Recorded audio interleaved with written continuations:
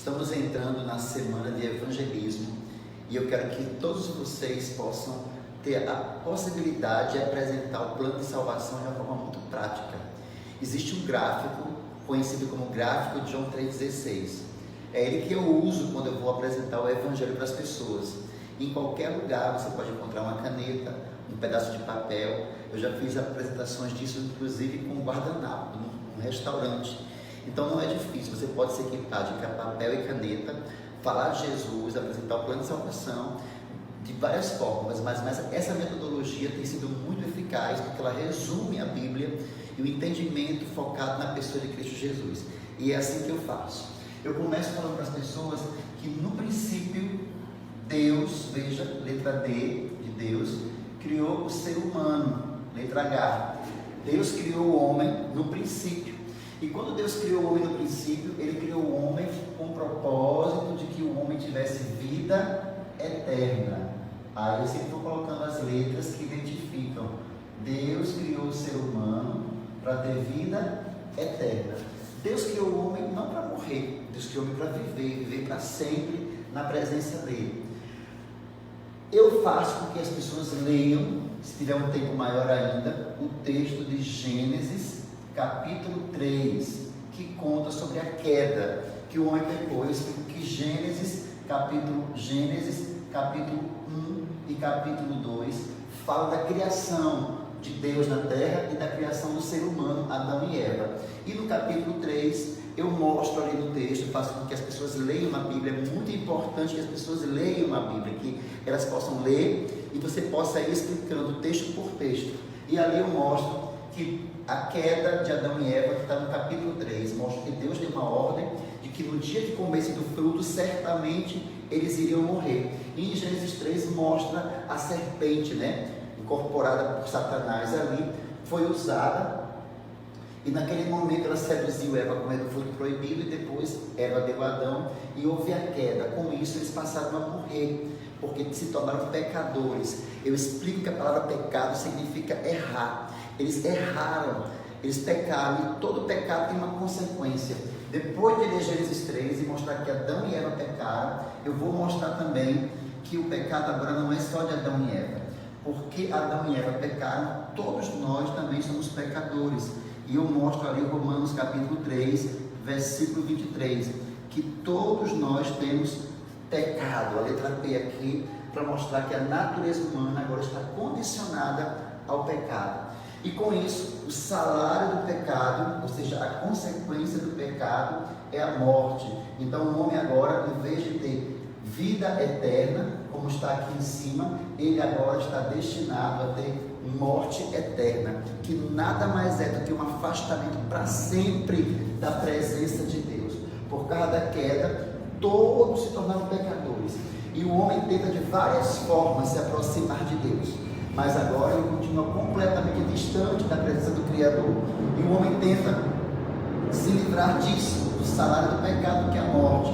Ele tenta fazer isso através de boas obras, e começa algumas pessoas a acharem que fazendo boas obras vão conseguir voltar para o caminho do princípio, o caminho de Deus. Só que lá em Efésios capítulo 2, versículo 8 e 9, diz que nós somos salvos pela graça, e não somos salvos por boas obras. As boas obras agradam a Deus, fazem bem às pessoas, é a nossa missão na terra. Mas por mais boa que a pessoa seja, ela continua sendo pecadora. Algumas pessoas tentam se aproximar de Deus através de religião, achando que sendo evangélico, espírita, católico, budista ou qualquer outra religião, ela vai conseguir o caminho de volta para Deus.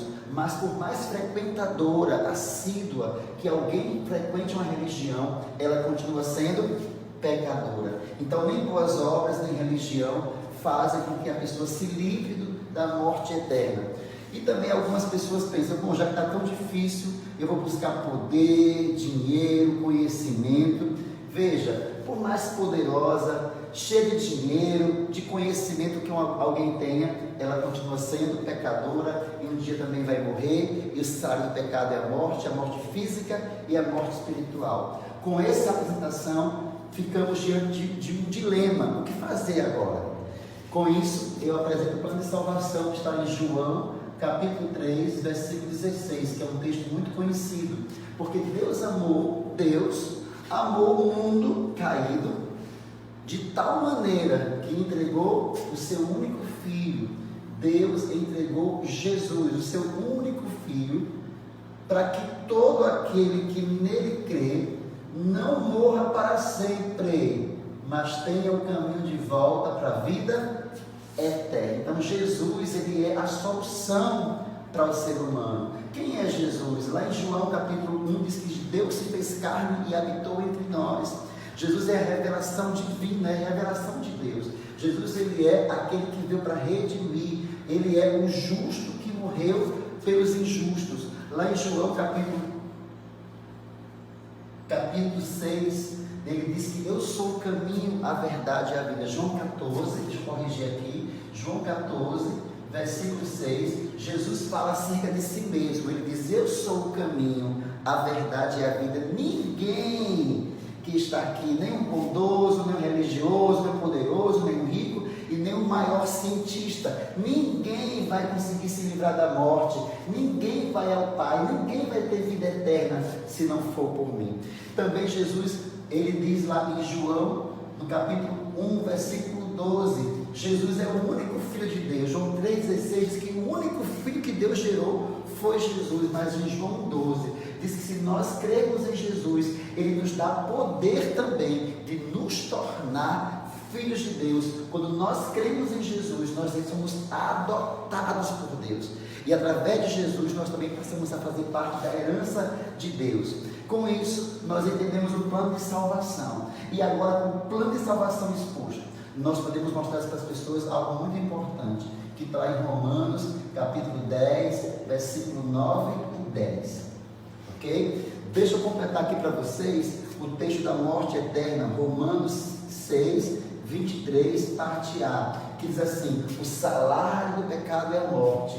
Mas agora, deixa eu voltar para a sequência que eu estava, em Romanos 10, 9 e 10, que diz que se eu confessar esse Jesus com a minha boca, crendo no meu coração, de que Deus ressuscitou Jesus dentre os mortos, que Ele morreu pelos meus pecados, eu poderei ter vida eterna. Jesus é o único caminho para a salvação, só através dele. Se eu creio em Jesus, confessando com minha boca e com meu coração, eu recebo a adoção como filho, recebo o caminho de volta para Deus e eu sou salvo. Se você crê nisso, você vai começar a explicar o plano de salvação e você vai desafiar as pessoas a entregarem a vida a Jesus. Você pode convidar as pessoas dizendo para ela: você quer aceitar Jesus agora? Você pode confessar com a sua boca, crendo no seu coração, e a salvação de Jesus entrará na sua vida. Se a pessoa confessa, você vai explicar para ela a parte B do versículo,